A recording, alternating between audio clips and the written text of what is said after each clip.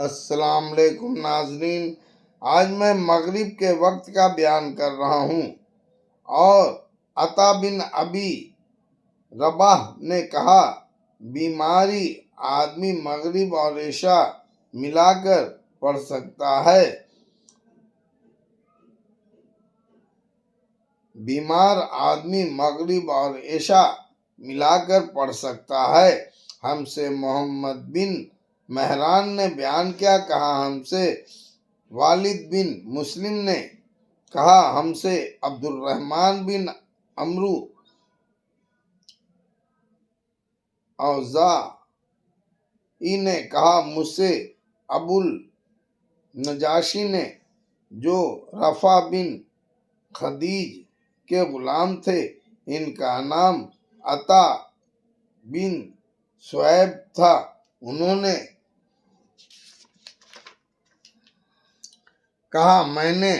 رفع بن خدیج سے سنا کہ وہ کہتے تھے، ہم مغرب کی نماز حضرت صلی اللہ علیہ وسلم کے ساتھ پڑھتے تھے، پھر نماز پڑھ کر ہم میں سے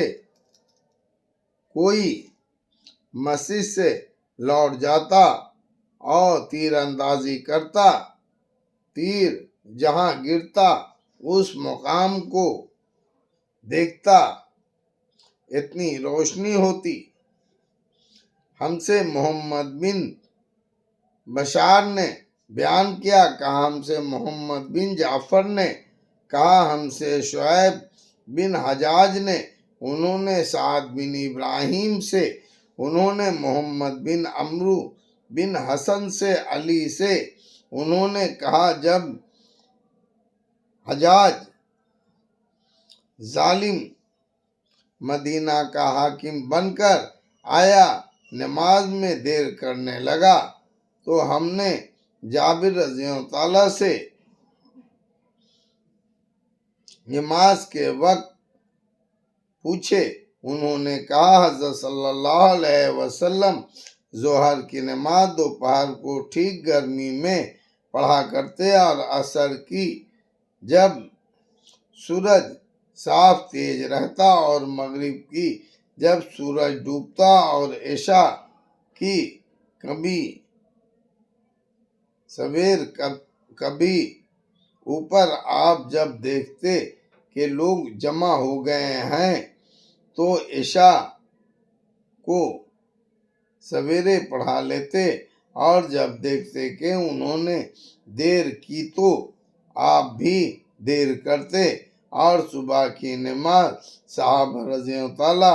یا حضرت صلی اللہ علیہ وسلم اندھیرے میں پڑھا کرتے۔ ہم سے مکی بن ابراہیم نے بیان کیا، کہا ہم سے یزید عابد نے، انہوں نے سلمہ بن اقوا سے، انہوں نے کہا، ہم حضرت صلی اللہ علیہ وسلم کے ساتھ مغرب کی نماز کے وقت پڑھتے۔ مغرب کی نماز اس وقت پڑھتے جب سورج پردے میں چھپ جاتا۔ ہم سے آدم بن ابی ایاس نے بیان کیا، کہا ہم سے شعیب نے کہا، ہم سے عمرو بن